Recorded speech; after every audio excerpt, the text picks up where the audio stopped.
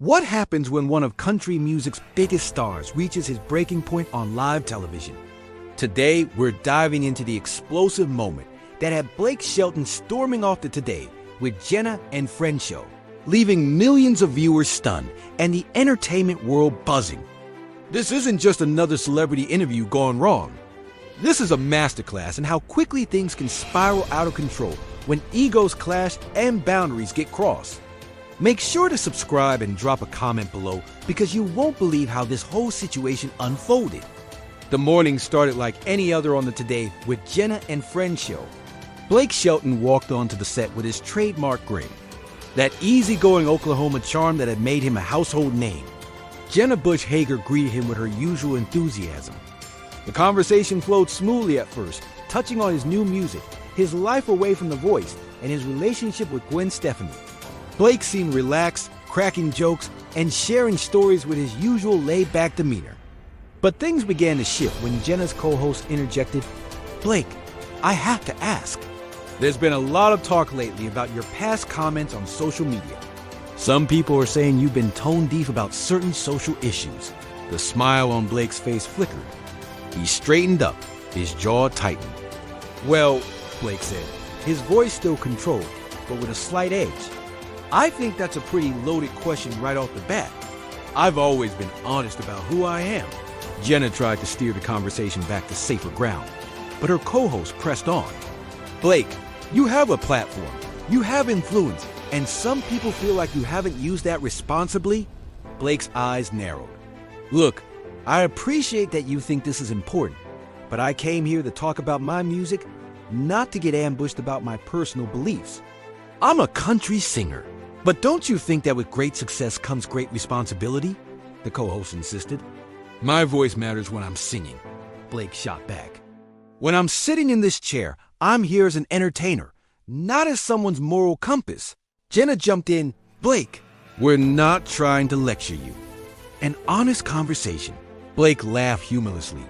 "Would have started with letting me know this was going to be some kind of trial instead of an interview about my music." The co-host wouldn't back down.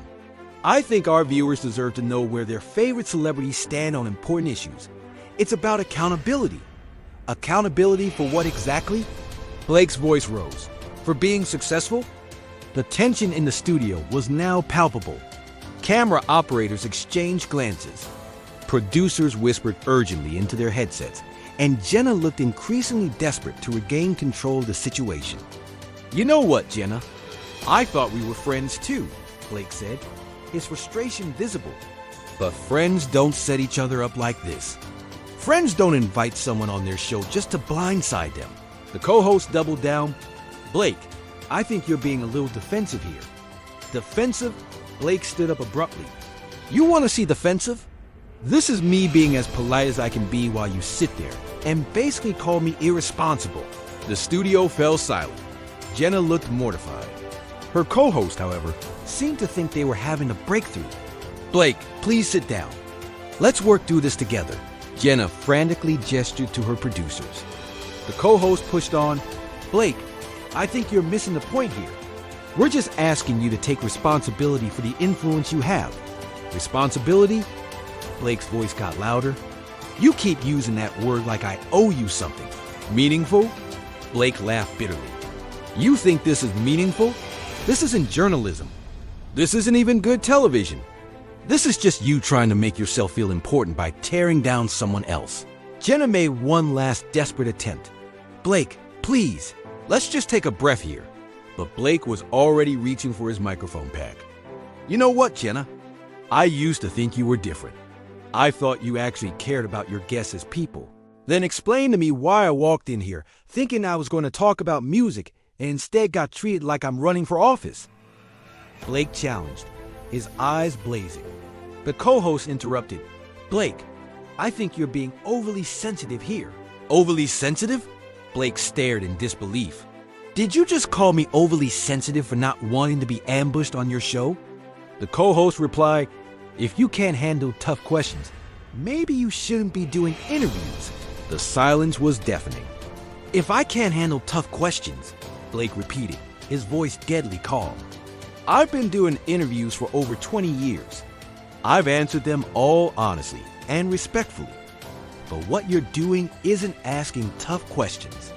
It's trying to create a moment. No, Jenna, I'm done, Blake said, stopping her. I came here in good faith. Instead, I get treated like I'm some kind of villain. He started walking off the set, pulling his microphone pack off. Running away isn't going to solve anything, the co-host called after him. Blake stopped and turned around, his face a mixture of hurt, anger, and complete disgust. Defend my positions? He said quietly. To who? To you? You know what the real problem is here. He shook his head. It's not that I won't defend my positions. It's that you never had any intention of actually listening to them. You just wanted to trap me.